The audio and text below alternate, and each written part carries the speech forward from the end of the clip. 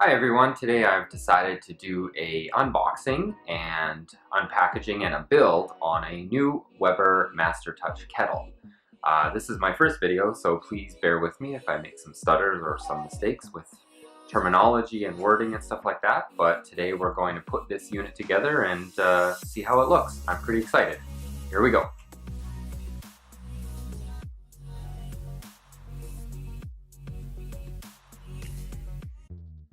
So here's our Master Touch kettle, and I'll just get you guys a good view there. So there it is in the box, and I believe all we're going to need for this build is just some basic tools, a number 2 Phillips, and a knife obviously to cut the box open.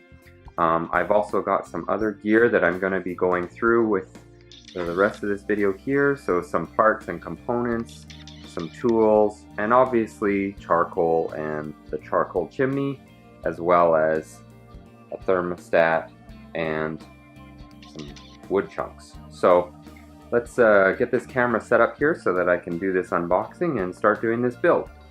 Okay, so first what we'll do is we'll start unboxing this, and I'm just going to gently cut the box open, so just in case, I don't know exactly what's up against the top here, so I want to try and avoid any damage to anything.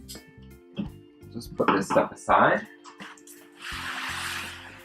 Okay, so let's open it up, see what we got here. So at the top of the box, I can see that there's some protective cardboard, which I'll just get rid of here. And then we've got the charcoal holders. So if you want to put your charcoal in an indirect zone or a direct zone, you can group these together. So these are come in handy. You can buy these separate, but for this particular model, they come with the unit. So we'll just put those aside for now. And then obviously we have instruction booklets, assembly guide, and some advertising, because this one has the gourmet barbecue system, which allows you to put in inserts which can go into the grate, but I'll show you those when we get to the grate a little bit later. We have the lid here, which I'm going to try and be very careful with. Actually, I'm going to get the cardboard piece that came out of the top, and I just want to be very careful with this because as much as I'm sure it's pretty durable, I don't want to ding it up or scratch it or dent it. I have heard reports that some people have dropped their lids and it throws them out of whack as far as like the shape of them goes, and then they don't rest properly down onto the base of the kettle, so that could affect smoke leak and stuff like that too. So I really want to try and maintain the integrity of this lid. Alright, moving on. The other thing we have, so this looks like the bottom of the kettle here that goes underneath for the ash basket and the controls. Looks like we also have the wheels inside of there as well. And then another layer of protective cardboard. The packaging is good. I must say that the way that Weber does the packaging on these is quite good. It looks like everything's well protected. Okay, so I'm just going to pull the base of the kettle out. There's a little bit of an egg carton on the bottom here, so I think I'm safe to put that on the ground for now, gently, until I can get everything else out of the box. There's a raised grate for a warming grate. Just take these little popcorn things off here. So that's something you can buy extra, but with this particular model, it comes with it. So a warming grate. And then looks like in the bottom here now, maybe I'll just tip this up, show you guys. I don't know if you can see, but we'll just kind of tip that up. We'll just gently take these out. So there's a wheel, another wheel. So the one thing about this model that's different than the basic kettle or the premium kettle is these wheels, I believe, are a little bit denser plastic, slightly higher grade than the basic ones that come with the other kettle, so they seem pretty substantial. I guess once I get it built, we'll see. And then we've got the legs, so it's a bit of a origami in here, so we're just going to be careful. I don't want to damage any of the chrome or anything like that.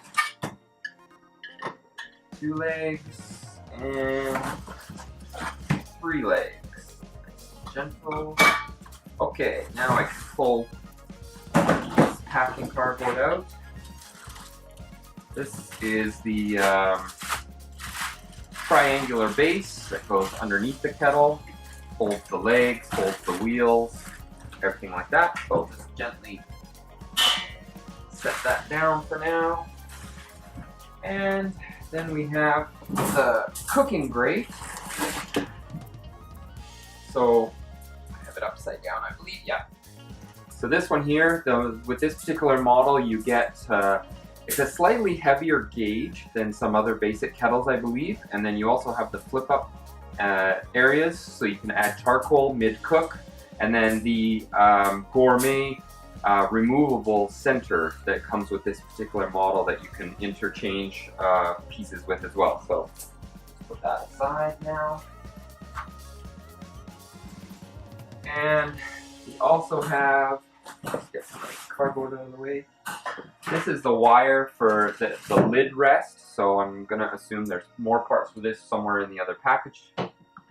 And last but not least is the charcoal grate, and I have heard people say that this is a little bit oily and stuff out of the box, so I'm going to leave this one in the box and we'll show you that one once we get, yeah, definitely oily. Okay, so we'll continue to go through these littler parts here and just make sure we're not missing anything or whatnot. Looks like the handle for the top, the handle for the side, lid rest parts. That looks like, oh, I think that's the lid thermometer. Just gonna get my knife here and get into some of this stuff real quick. Yeah, so that's the lid thermometer. I'll show you that a little bit closer after. What I'll do is just cut all this open and get everything sort of laid out, and then I can give you guys a bit of a close-up on all of this stuff once it's out of the...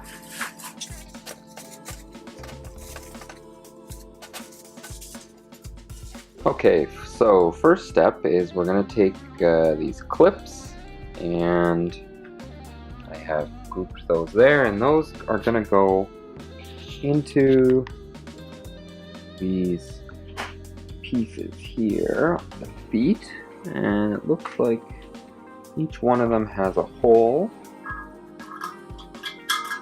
I just want to slide in like that. Okay, so each one goes in like that. I'll just take this one, same thing here. Slide that one, that, and then the last one, just slide it in here. Okay, so we got that. Okay, so those are in. Alright, looks like step 2 has us putting the catcher or the holder for the ash basket, attaching it to the bottom, so I have that ready to go here. So that's this piece. So we're just gonna sort of put this on here, so it looks like we have to this set up here. That's through that.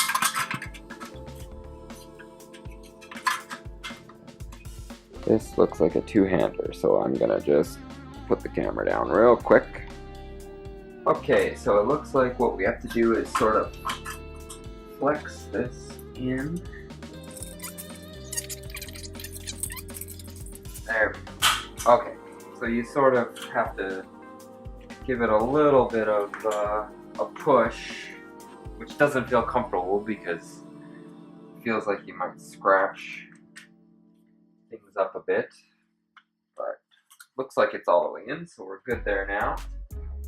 So now I think the next step is we move on to the legs, so I'll just get those ready here. Okay, onto the legs here. So for the legs, you're going to take the bottom triangle here, shelf, and then the legs, they're angled in such a way that they sort of match up with that angle. And then you're going to basically turn it on end and put a wheel on with the outside of the wheel facing out. The outside is the side that you can see where the hubcaps are going to attach. And then there's these little buttons. So sort of, there we go. So these little buttons that go on here, and then they say to take a hammer. I'm just going to use a dead blow hammer here. And not do that.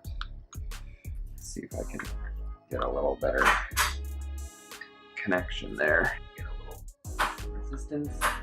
There we go. I just put it on the concrete and just gave it a good whack, and that seems to be good. So we'll flip it over to the other side.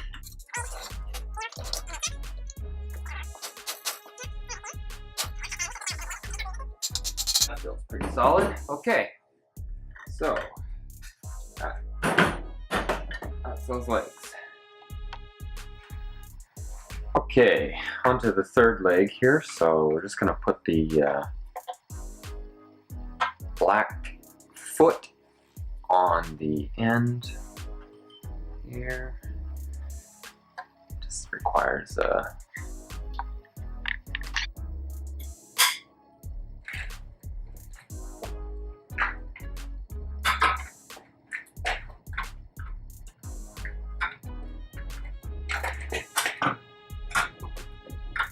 So the next part is the lid rest install. So we're going to take this part and just slide it through there. And there's sort of a notched part in the middle here, right there, where that kind of rests in between so that it can't sort of slide either way. And then it looks like that goes to this part here. There's a hole down in the lower part of the kettle here. And then we're going to fasten some bolts and stuff to that. Okay, so that goes through. And then a washer. And then another washer. So we're just going to go through the hole in the side of the kettle. Then a washer. And then a nut. Just sort of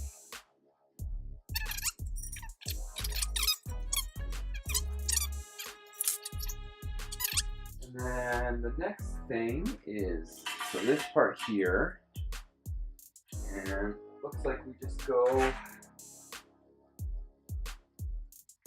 bolt through the square part, which then goes through the kettle, and then this goes first, then through the kettle. Oh, I see. Okay.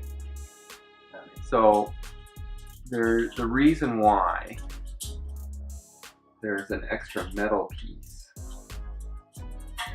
right here, I don't know if the camera can pick that up, but there's the outside metal piece and then the inside metal piece. That's what's spun around here. I'll just flip it up. So when you slide the lid in, there's a metal piece actually resting directly against the kettle, and that will stop the lid from scratching the outside of the base of the kettle, which makes sense to me now that I see it.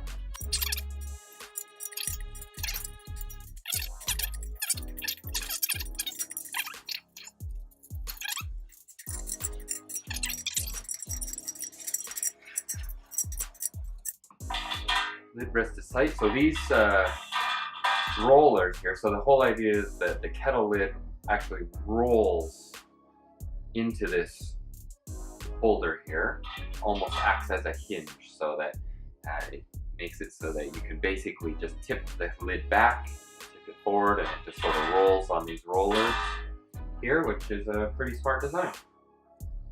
Okay, next step is just to install the ash basket, which is pretty basic. It goes underneath, and you just hook it up into the two lips that are there. Squeeze the handle together, and then it slides up, and that's it. Ash basket is in. So we're set to go there. Later part of the video, or maybe another day, I'm going to make some marks on here that I've seen other people do in videos as well, just to sort of guide me as far as, you know, how far open the dampers are and things like that. Just going to pop these hubcaps on, try and get them. That's just a push. I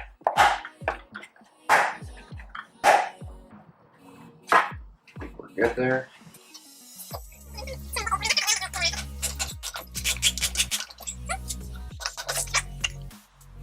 Okay, I'm all set up here now for the lid. I'm actually gonna just drop this cardboard in again just while I do the lid. I'm gonna need to be flipping it up and down in both ways, so I want to be able to have it protected without dropping it. So this handle on this lid has the heat shield right here, so it protects your hand from the heat from the lid. They send you this little tool there, so that comes in the package with the lid, or with the lid handle, sorry. So I'm just gonna get that set up. Okay, and so obviously, you know, just to be sort of a little bit particular, I'm going to make sure that the Weber, you know, lines up with the daisy wheel Weber, so that when you're looking at it, you're reading Weber. I suppose it doesn't matter, because if I turn it around, the other side would be the thermometer, and you'd see this from that way, but I guess in my case I'm gonna do it that way, so we'll just do that.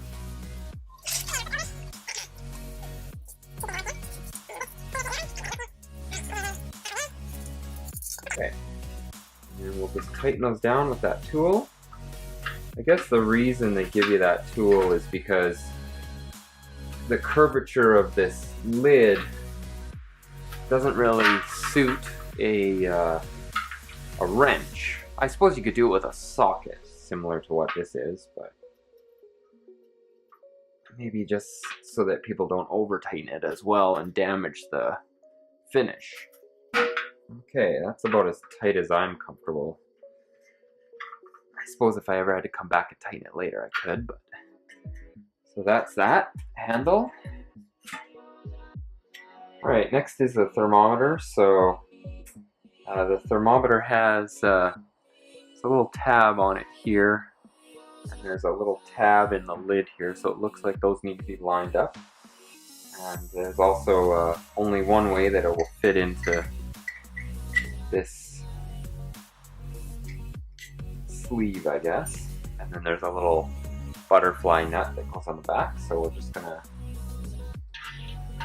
slide that in, make sure it goes to the slot. Alright, now this is where it might get a little tricky here. Hold that. This is why I put the cardboard down, because I knew I'd probably end up having to lean it on the lid, and I didn't want the paint touching. Again, I'm just gonna tighten it to, you can almost sort of feel when you're over tightening it, because you can kind of hear the finish crunching a little bit. Okay, so I think I'm at the point where I can get rid of this cardboard. Feeling somewhat safe. Alright, let's put her down. There it is. So, almost always have the daisy wheel on my side facing me, I think. Now it looks like the way this is designed, I don't think you can open the lid. Yeah, you can't open the lid with the daisy wheel on the back side. It only slides with the thermostat side. And it's designed in such a way that the thermostat actually doesn't, when you open it all the way, the thermostat just doesn't quite reach that, so you don't have to worry about anything scratching anything, so that's kind of good. Okay, one final part here is just the plastic handle that goes onto the grill here. So this is pretty easy. It's just two halves of the handle that's sandwiched together, and there's just a Phillips screw that goes in, so quite simple, I think. Just put this in here, and then push that, sort of line everything up here, sandwich it together. Obviously make sure everything is right side up with the lettering. And screw started. Gently, we're just going into plastic. And I'm right-handed, so I'm going to switch around here. I can't do it the other way. Just putting good pressure, trying not to strip that screw in either the head of the screw or in the plastic. And I think we're good there. Okay, and I think that's it. So assembly-wise, nothing else to put together. Now it's just a matter of putting the grates in and the accessories, I suppose, and then we're all set. Okay, so now we're ready for the inside of our grill. We've got everything assembled, and we're just going to put in the grates. So we'll start with the charcoal grate. Again, this thing's kind of oily, so I'm just going to gently put that in the base there. I don't know if there's a special way that people like to orient them or something like that, but we'll start with that for now. And then obviously we have our charcoal baskets, which can be done a few different ways. You can put the baskets together in the center of the grill for direct heating right in the middle. You can obviously separate them to the outsides to give yourself a zone in the middle for indirect. And I've also seen where they can kind of be almost overlap like that. They kind of create a semicircle, yes, around the back, and you create a zone on this side for heating and then an indirect zone on the opposite side for the cooking meat to go. So for now, we'll just kind of put those like that. Then we have our cooking grate. So the cooking grate rests on top, and again, they've got the hinged sides of the grates here, so you can add charcoal mid-cook or whatever to lengthen your cooking time. And this gourmet barbecue system from Weber has the removable center. I've seen some people do where they put I believe it's called a vortex, which is a stainless steel ring in the middle, and you put your coal in the center, and then you can do things like chicken wings and stuff like that around the outside. You can also interchange a pizza stone, and there's like a cast iron searing grate, which I may pick up because I'm kind of interested in that idea. I've also seen a cast iron wok, and I believe there's also a beer can chicken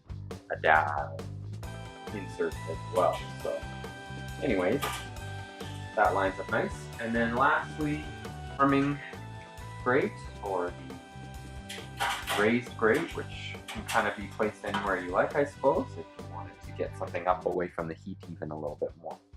So that's everything on the inside.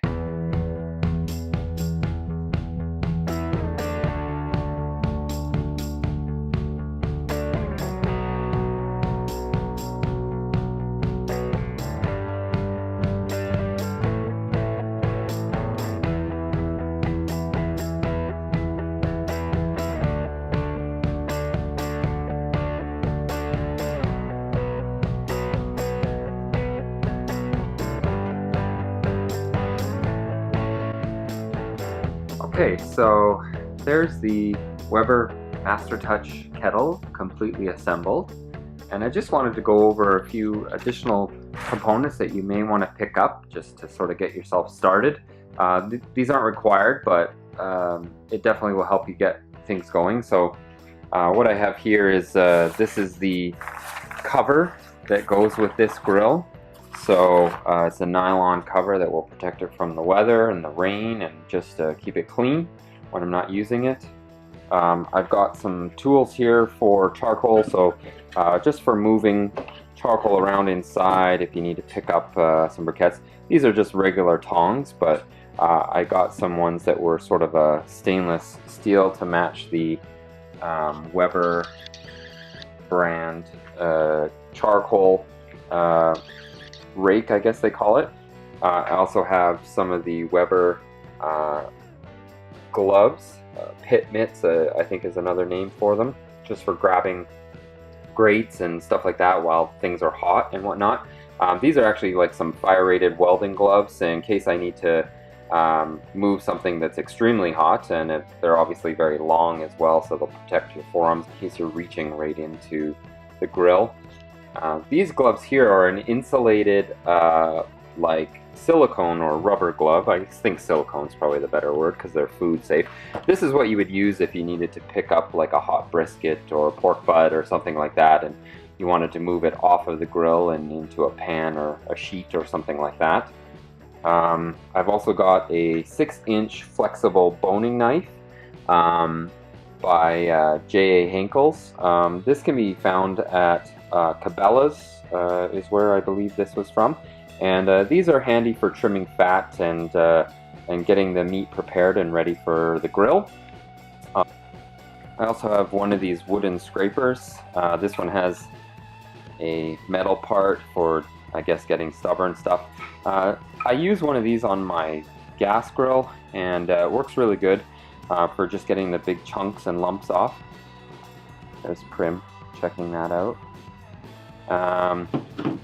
Obviously nowadays there's a lot of warnings about using wire bristled brushes to clean grills and stuff like that. There's issues with the bristles coming loose and harming people, sending people to hospital, people getting very ill. I think some people may have even died, to be honest. I'm not entirely sure, but it's a pretty scary situation. So you should not be using wire brushes to clean your grills. You can use these wooden scrapers, and they also make a cold nylon brush. I've even seen some other wooden brushes as well that are made out of, I believe, a hickory wood that sort of emulates bristles on a regular brush. The other thing I got is the Weber chimney. This is the large sized one, so I have that as well, and obviously some tools. These are all Weber brand. That's obviously not required, but most commonly used tools here. Charcoal. I'm going to start with this Royal Oak. This is the lump hardwood. I think, you know, I don't really have any experience with it yet, so I don't know what will be better to use, briquettes or hard lump, but a lot of what I've been researching is that the hard lump is sort of what a lot of people recommend. So I'll start with that. If I don't like it, I'll switch to something different. I've got some Weber hickory wood chunks, and again, in a charcoal grill, when you're grilling with either briquettes or lump charcoal, you should be using chunks of wood rather than chips of wood. The chips of wood are used if you're doing like a smoker box or something like that. And I also have the iGrill 2, the Weber iGrill.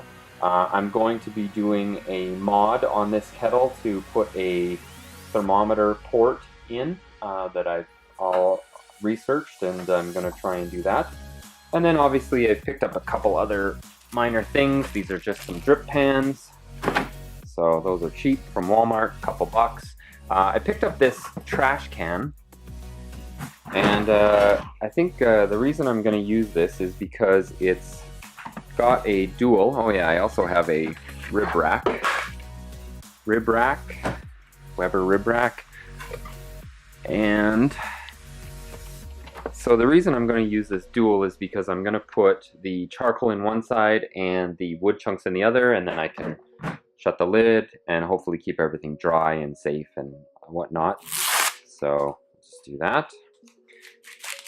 And the last thing I found at Walmart, believe it or not, this is a garden sprayer, and you just fill it up with your liquid of choice, and then you get a continuous spray.